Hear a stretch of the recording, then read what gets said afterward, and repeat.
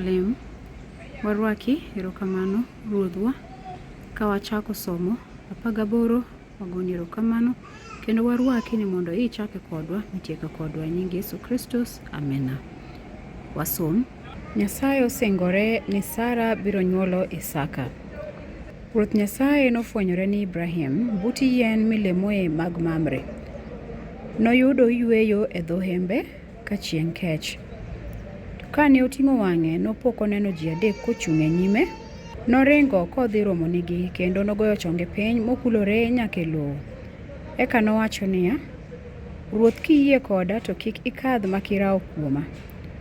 Weuru aomnu pi mondo uluokgo tiendu kendo uywe e tiend yadhne. Abiro kelonu chiemo mondo omedu teko. Eka unyalo dhi nyime gi wuodhu mosekelou irane. Negidwoke niya, mano ber, tem kamano. 6.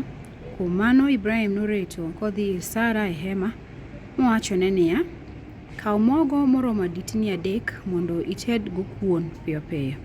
Eka noringo dhi e kund dhok moyiero nyarwath mopugno. Nomiye jatichne moro moyang'e kendo lose piyo piyo. Eka Ibrahim nokawo adila gi chiewo kod ring'o manoselosno moketo nyim jogo. Kane gichiemo nochung' e tiend yath koritogi. Bang'e ne gipenjo Ibrahim niya, ere Sara chiegi? Nodwokogi ni, en e hema ka. Wendono nowachone niya, anaduogi iri e kinde makama higa mabiro kendo nanwang' ka Sara chiegi osenyuolo nyathi mawuoyi. Kara Sara ne winjo wachno kobet e dho hema e ng'e wendo.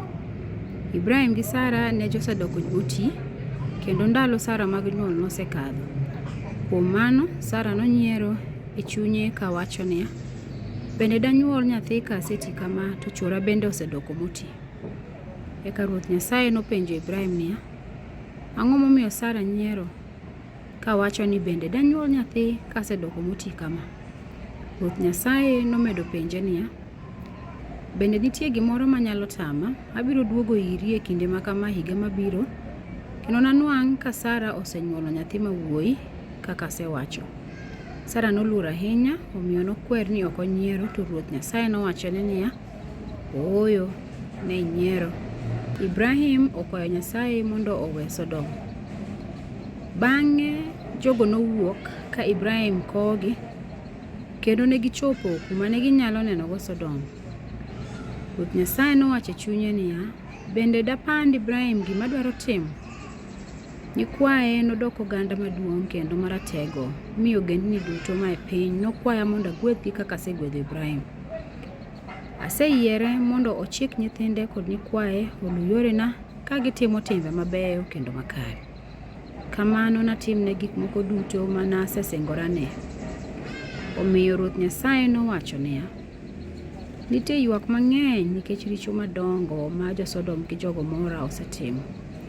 Kuom mano nyaka adhi ane ka ywak masewinjono en adier, ni ma nyaka ang'e adiera.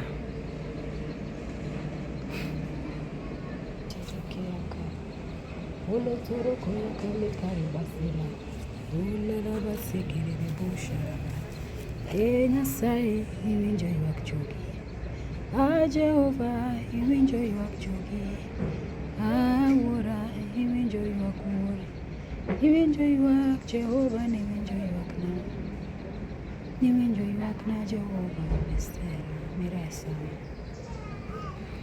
Nyasaye ma winjo ywak ji, kamano wuon polo koda piny.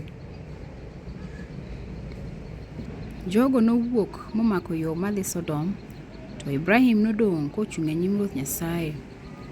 Osudo machiegni mopenjo Ruoth Nyasaye niya, biro tieko joma onge ketho kaachiel gi joma nigi ketho koso? Ka nitie ji 50 makare dala, diketh dalano koso diweye mondo ires ngima ji 50 makarego? Adier, ok dineg joma onge ketho kaachiel gi joma nigi ketho. Ok inyal timo kamano nikech kapo ni timo kamano to joma onge ketho diyud kum mana maromre gi joma nigi ketho. Mano ok nyalre nikech jang'ad bura mar piny ngima nyaka ng'ad bura kare. Ruoth Nyasaye nodwoke niya, Kayudo ji 50 maonge ketho e Sodom, to ok naketh dalano nikech joma onge kethogo. 27. Ibrahim nomedo wacho ni Ruoth Nyasaye niya, yie ing'wona kuom wuoyo kodi kamano nikech an mana dhano adhana ma ok owinjore wacho gimoro. Kapo ni iyudo mana ji 45 kende kar ji 50, diketh dalano duto nikech ji 5 moremo? Ruoth Nyasaye nodwoke niya, kanyalo yudo ji 45 maonge ketho, to ok naketh dalano. Ibrahim nodhi nyime kawacho niya, kiyudo mana ji 40 kende to? Ruoth Nyasaye nodwoke niya, ok naketh dalano kayudo ji 40 go. Ibrahim nokwaye kendo niya, Ruoth Nyasaye, yie kik isin koda kapenji kendo. Kapo ni iyudo mana ji 30 kende to?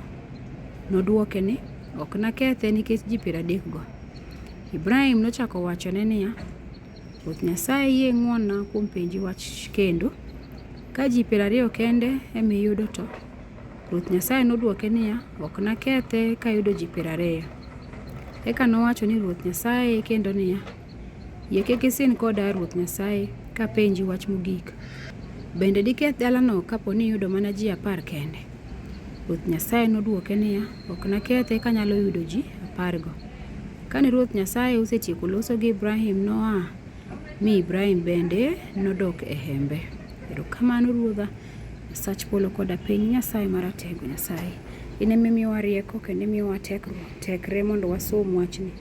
Koro wagoni erokamano, isekonyowa mwasomo sura mar 18 madi konywa, madi tayowa Nyasaye, mwanenre kendo warom e sura mar 19.